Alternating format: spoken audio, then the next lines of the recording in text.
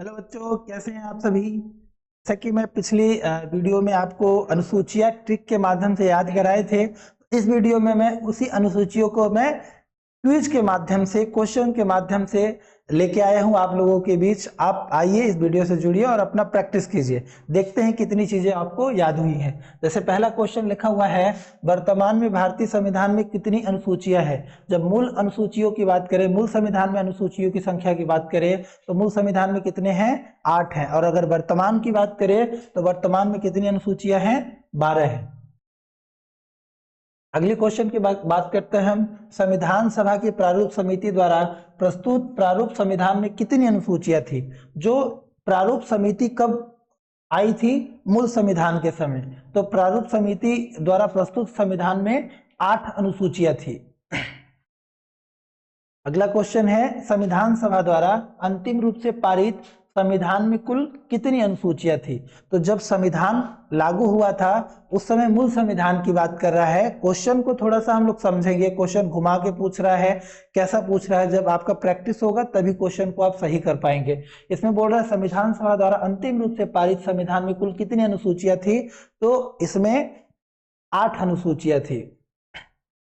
अगले क्वेश्चन पे आते हैं हम लोग। मूल संविधान में कितनी अनुसूचियां हैं? तो मूल संविधान में भी 8 अनुसूचियां हैं। अगला क्वेश्चन, किस संविधान संशोधन अधिनियम द्वारा भारतीय संविधान में 9वीं अनुसूची जोड़ी गई थी। तो जैसे पिछली कक्षा में आप लोगों से डिस्कशन किया था कि जो मूल संविधान है, मूल संविधान में कुल कितनी अनुसूचियां थी? 8 थी। बाकी जो 4 अनुसूचियां जोड़ी गई थी वो संविधान संशोधन के तहत जोड़ी गई थी। तो इसमें बोल रहा है कि संविधान संशोधन अधिनियम द्वारा 9वीं अनुसूची जोड़ी गई थी। तो पहला संविधान संशोधन हुआ था।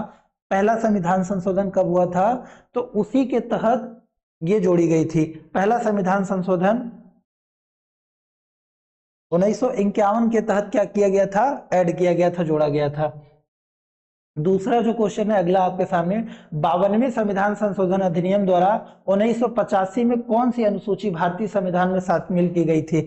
तो आपको पता है जो 52वां संविधान संशोधन 1985 है, उसमें दल बदल कानून आया था। और दल बदल कानून कौन सी अनुसूची में है? आपकी 10वीं अनुसूची में है। अगले क्वेश्चन पे चलते हैं। तो अगला क्वेश्चन आप लोगों को दिख रहा है, 73वें संविधान संशोधन अधिनियम द्वारा भारतीय संविधान में कौन सी अनुसूचियां जोड़ी गई थी। तो 73 और 74वां, एक तो किसके 73वें संविधान संशोधन किसके लिए था? 10वें में जो 9वें में जोड़ा गया था भूमि सुधार, 10वें में जोड़ा गया था दल बदल, 11वें में जोड़ा गया था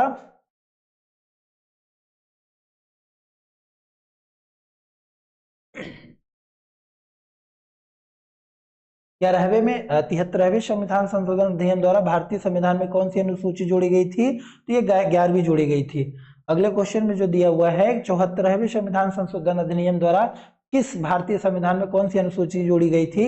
तो 73 और 74 ये 12वीं अनुसूची में जोड़ी गई थी।